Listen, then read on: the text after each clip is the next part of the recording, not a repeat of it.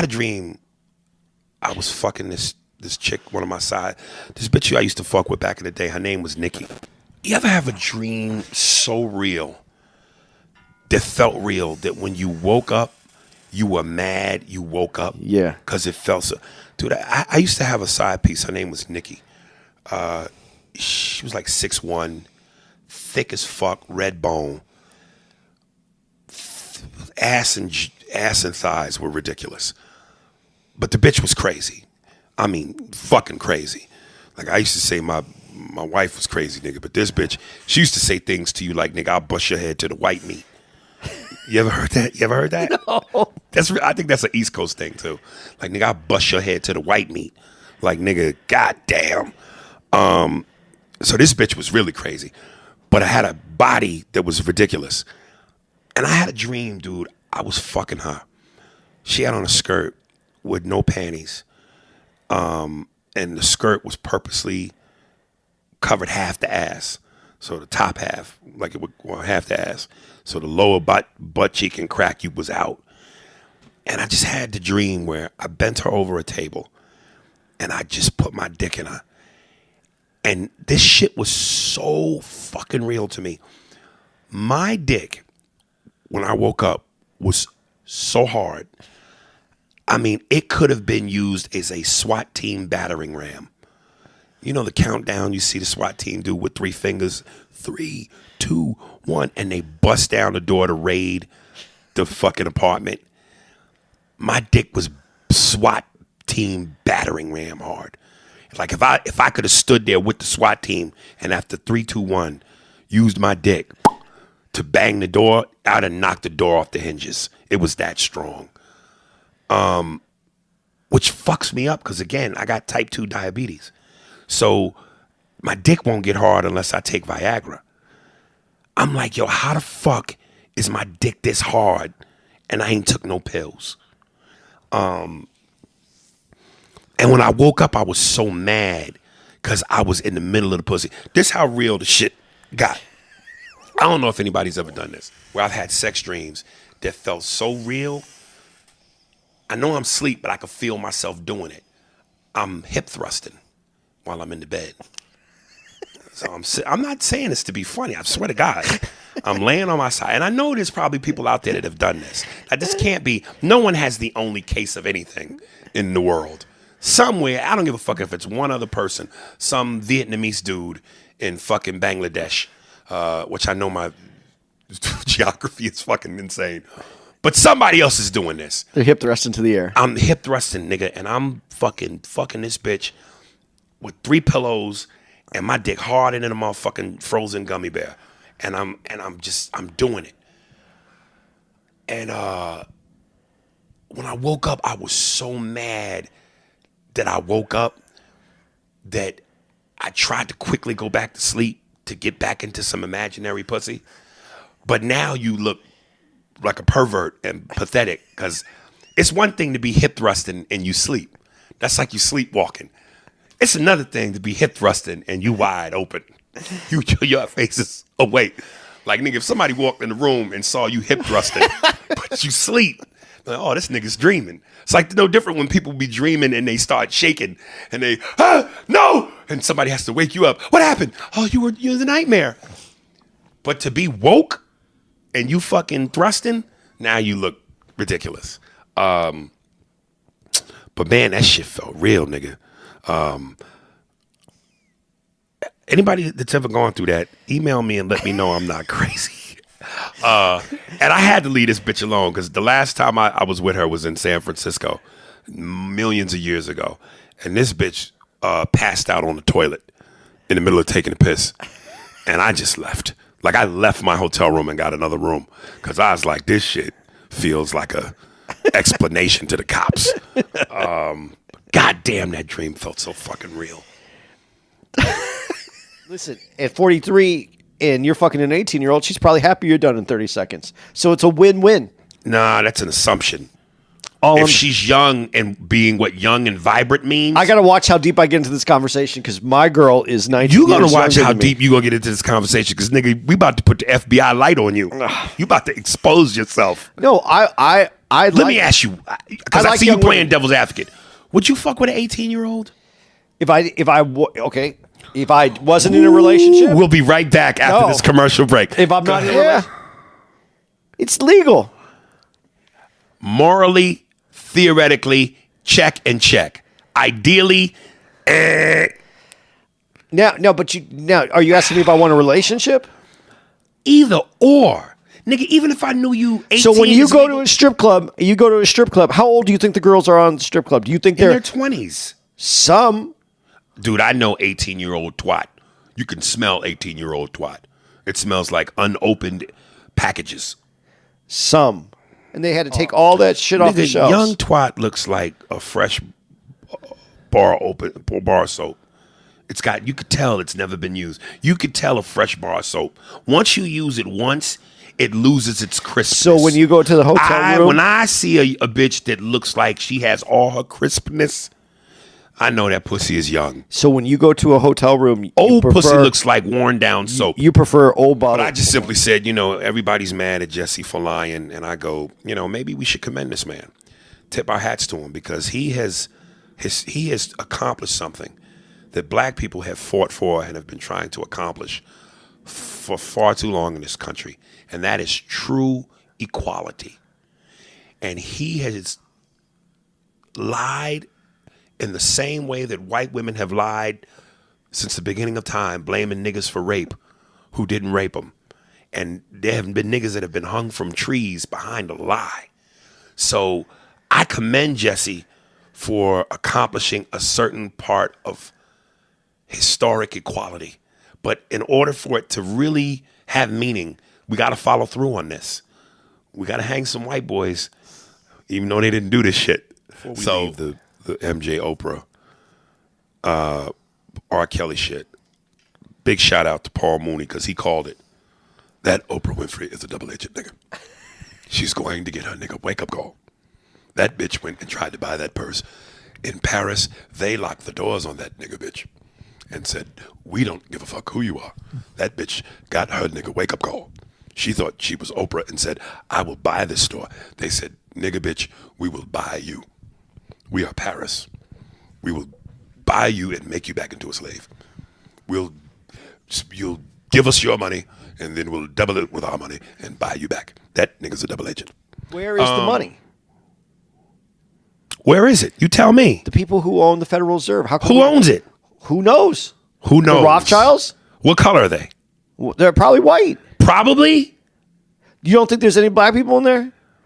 Nigga. Do you think there's any black people in there? If there are, they are pulling or trading places. It's an experiment, and that nigga's going to go back to the streets. Or do you think it's Beauty comes in all flavors, shapes, sizes, and ethnicities, and I certainly appreciate it all in its finest splendor. But sometimes I think racially, I have to be a white guy to truly appreciate a white woman.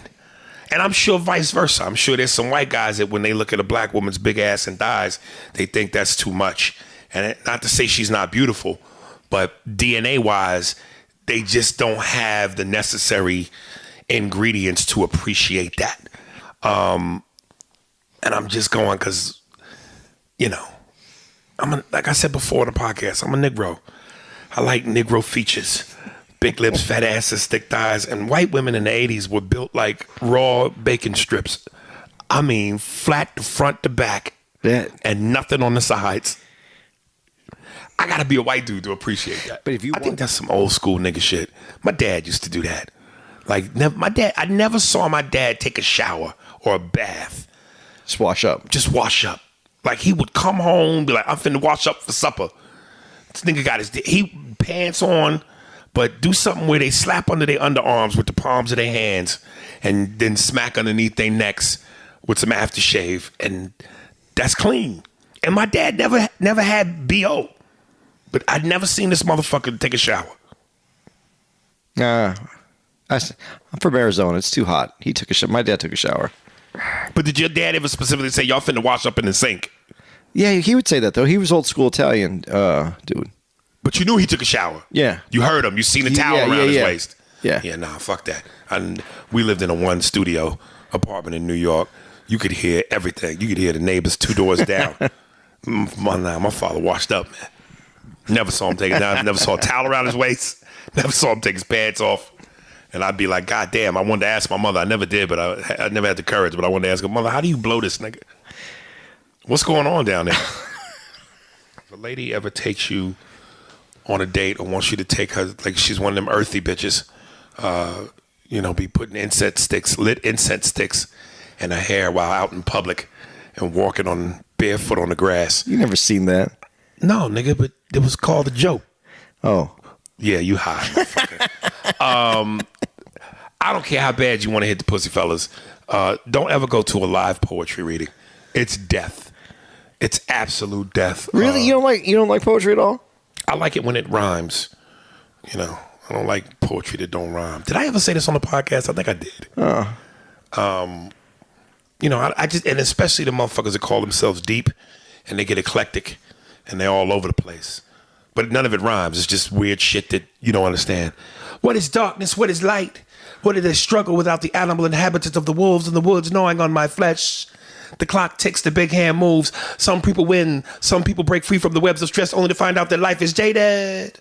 A clown cries, a tear rolls down his cheek. The water is through the economic environment. What is black lust that is love? A love that is black, a velvet painting, afro sheen, chicken grease. Love is broccoli. Good night. Punch them niggas in their fucking throats. What does the white man say? I can, will I do? If he don't do what you do, that's voodoo. Discrimination. Like, get the fuck out of here, man. Jada Michelle, 28. I think she's talking to me initially. The N-word. Nigga. First, Hotmail? Really, nigga? I know you were on Mad TV in the late 90s, but it's 2019. Join the rest of us. Yo, motherfuckers don't use Hotmail no more? Dude, no one's used Hotmail forever. So what is it? I hear Gmail a lot. Yeah. And what else? Gmail, you use Google. Google as an email? Yeah, they have an email. So somebody's email can be whatever at Google? No, I'm sorry, at Gmail. Sorry. That's what I said. Yeah, but you use Google. Yeah, Gmail. I am fucking high. Oh, motherfucker, dude. But I thought that's what we said. No, I said Gmail. Okay, and yeah. you brought up Google. I'm sorry. But it is Google. That is their Gmail. I just wasn't So other than Gmail, is there any other, website names that are like constantly being used? Yeah, like Google again? No. That was good. No, Yahoo kicked in for a minute again. Yahoo? Yeah. Yahoo? Yahoo, that one. Oh. Yahoo, This nigga is naming Google and Yahoo drinks, nigga. Yeah, at the same time. Yahoo was back for a minute and then they disappeared. Right. And then there's a couple other ones, but like what?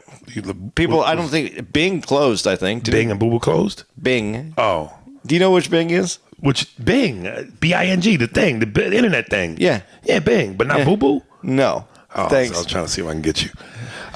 Second, stop giving this nigga Andy a pass to say the word nigga. I understand that nigga can punctuate a joke. And you're a comedian first, but jokes require trust, and I don't trust this. I love this, and I swear I'm not making this up. She goes, and I trust this mealy-mouthed nigga as far as I can throw him. What is a mealy-mouthed nigga? Did you hear the way this nigga hemmed and hawed about the new law regarding filming police? Do you see how non-committal he is when it comes to admitting that niggas like Theo Von are doing y'all dirty? This nigga really said that there were mistakes made on both sides. Sounds familiar? When it came to that white woman harassing the black man that was just going home, in my show enough voice, nigga, please. This nigga hasn't earned his stripes, and I still wouldn't give this nigga a pass even if he had. Niggas like him like to ride the wave, but always default back to witnesses when the pressure is on. And thank you, Jada. Now would be a good time to play my nigga soldier music that I just played, nigga, in the black man. That's what the mood is now. Okay. So you want me to comment, obviously. You must. On which part? All of it, nigga. And leave Google and Bing out of it. Yeah. People on... Oh, I'm so fucked up. I want to say these things and I can't even say them. We'll find a way. Okay. We're listening. We're listening. Yeah, we're listening. Okay. You can't see them, but all the niggas listening right now Okay. have on dashikis and black leather gloves. It's funny. I can see him now that you said it. Yeah. That's how high I am. My team. Andy, now he's talking to you. Andy, bro, you are very intelligent and very well spoken. Not right now. You've got some serious potential in you, my man. Every now and then I can see glimpses of your greatness in these podcasts. I don't know you've ever seen Dragon Ball Z, but you remind me of Gohan. Gohan is a young warrior who has immense power, doesn't like to hurt people, but when he's pushed into a corner, he is forced to unleash it, turning into an extreme powerful force. His father, Goku, and mentor Piccolo, nigga, you need some pussy. Piccolo worked hard to get him to where he can turn on his power at the flip of a switch. Andy, once you learn that you must use your power to succeed, you will knock down that wall and will take off. I could easily see you in Hollywood. Both of y'all keep the podcast up. I live for it. Much love, Jordan Burns. Jordan, listen, turn the cartoons off, nigga, and go get you some ass. No man is supposed to be this in-depth over a goddamn animation piece. You know too much, nigga. Go whack off a little bit. I don't give a fuck. Go grab some butter out your mother's fridge and you know, oil up, nigga. I think you made valid points all the way across. I love his points. He's very supportive. Why wouldn't we like you? But goddamn, you're a young man. Should know about Geico and Peekaboo and all that other shit. Get some ass, young boy. Love you, dog. Why does it have to be a threesome, though? As opposed to what? I don't know. I think it's just hot. Like if your girl does anything that you wouldn't expect her to do. But she would at 25 years, she's done everything. No, maybe not. What else is there to do other than bring a new bitch in? Yeah. Maybe fuck him out at a do what? Fuck him at a like a clothing store or something like that. Men don't. The older we get, we don't want all that. Shit like that get caught, give us a heart attack, die with a hard dick. Nah, make the papers. A little surprise like that? Out of nowhere? No, the best. Out of nowhere is, hey, honey, I'm home. Check out Teresa. Who the fuck is Teresa? No, exactly. Great. So and plus that's how I grew up. I didn't grow up a Huxtable.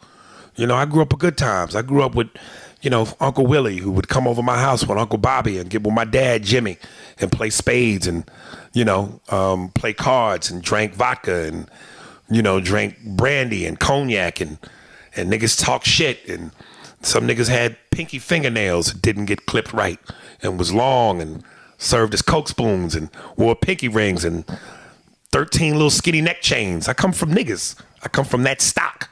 So I heard that growing up. I heard, hey, what's happening, nigga? Jimmy, what it do, baby? Hey, Uncle Bobby, nigga, shit, nigga.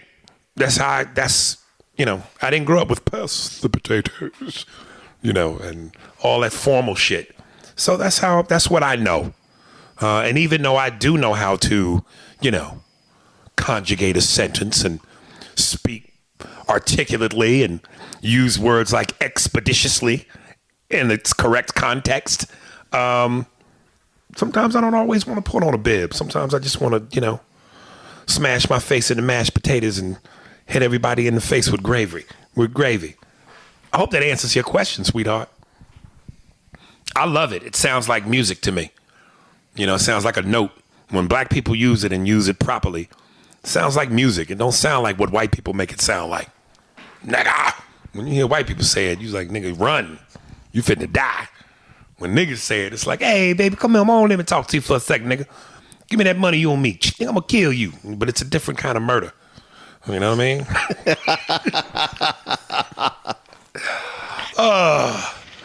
I love that word, nigga.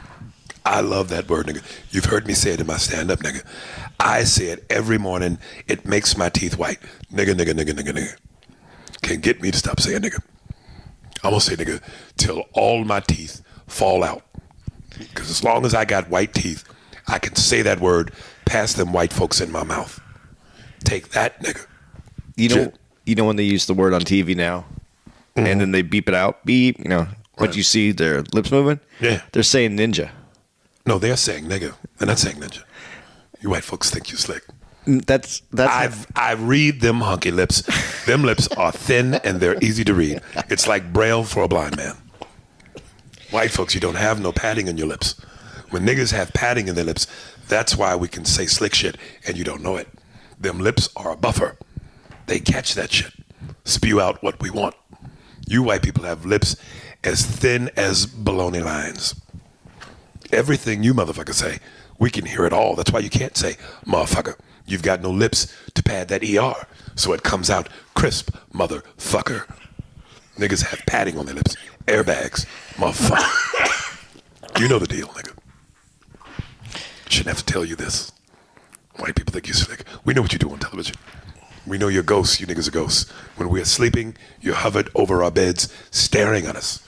You motherfuckers are ghosts. We're going to get you niggas again one day. That's where that terms come from.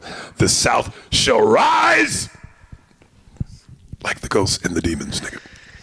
All right, I'm done, man. That's it.